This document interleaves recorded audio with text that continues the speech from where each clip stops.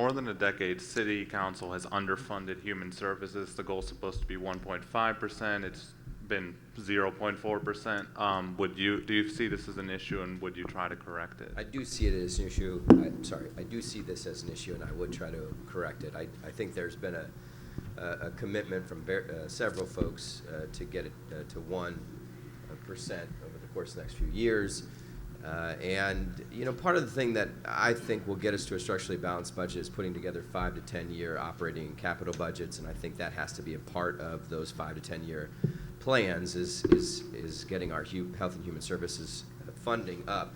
I'll tell you, for me, it is not just about what the city puts into the system, but how it works with the private sector to invest those dollars to make sure that we're investing in things that are working, that we're measuring what we are investing in, and that we're having the most impact possible.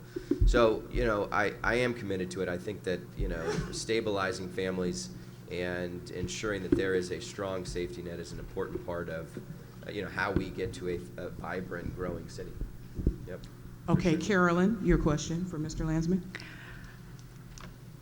From your background, which I think is a very interesting one that you bring to City Council, how could we harness the knowledge and expertise of citizens to help find solutions to city problems rather than just depending on City Council and the administration? And just a side thing, if you could write a smart app, smartphone app which would help citizens be more engaged in the government, how would that look? It's a great question. So first and foremost, I think you have to say, what do you want to measure? I mean, what do you want to achieve as a community? What are the big goals? And this is what we do with the Strive Partnership. I run the Strive Partnership, which is a Cradle to Career education initiative that brings together all these key leaders rallied around some big goals. So that's the first step, is to say, okay, as a community, whether it's the budget or it's jobs or population growth or crime, what are those big goals? And to get everyone rallied around those big goals. And then, to get folks not only engaged in the decision-making that happens at City Hall, which means taking City Hall outside of what happens on Plum Street, and maybe the app does that to say, okay, we've rallied enough people to say, hey, the next meeting is going to be here in North Fairmont, or it's going to be in Mount Washington where I live. Maybe the app does that. But to also say, here are the big pieces that the opportunities for you all to engage in. And I'll say this, I don't think government in this day and age can do it alone. You can't get big things done, solve big problems and that's challenges your time. without engaging folks and getting them involved. Thank you. Okay, all right. Yeah, and Kevin. Sure. You are a challenger, a non-incumbent, so obviously you have to run against City Hall to a degree, but you're also a Democrat. Your TV ad said it's time to clean up the mess at City Hall. Yeah. City Hall's run by a Democratic majority city council, and I understand that commercial has irritated some of your potential colleagues. What mess do we need to clean up? Hearsay. I can give you some sources. Yeah, I do. Look, I'll be perfectly honest. I decided to run. I wouldn't have run if I didn't think that if I thought the city was on the right track, that we were doing everything right, I wouldn't have run. I believe the city's making progress, and we have pockets of growth and opportunity in this city. John talked about the tale of two cities. The fact is, though, that, and this is an attack on council as much as it is on the way in which the city is managed.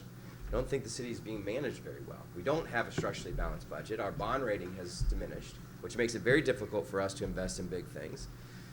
We have a pension system that has not been addressed, a pension liability issue that hasn't been addressed. That's not fair to workers or retirees. And when you drive around this city, as we've knocked on almost 20,000 doors, we're not paving enough road.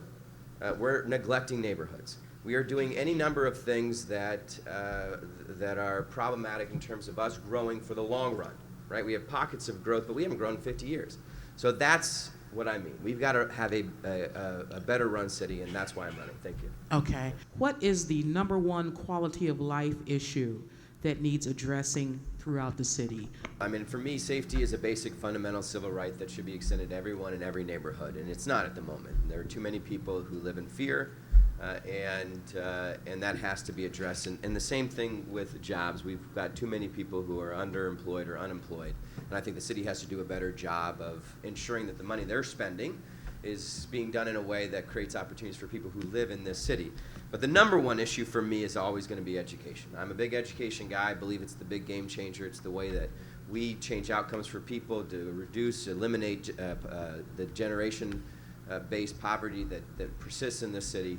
And so I think the city has a big role to play in partnering with our school district and others to ensure that every single child has an opportunity from birth to access to quality preschool, to ensuring that every single neighborhood has a great school and every kid is getting the services they need. That has to be job number one if we're going to attract and retain people and grow.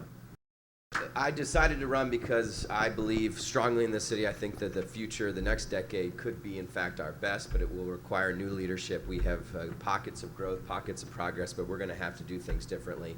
And I got to tell you that no matter what the issue is, we're going to have to elect leaders in the next 30 days that can bring people together in ways that we haven't done in a long time to get big things done. And we have an incredible group of people running.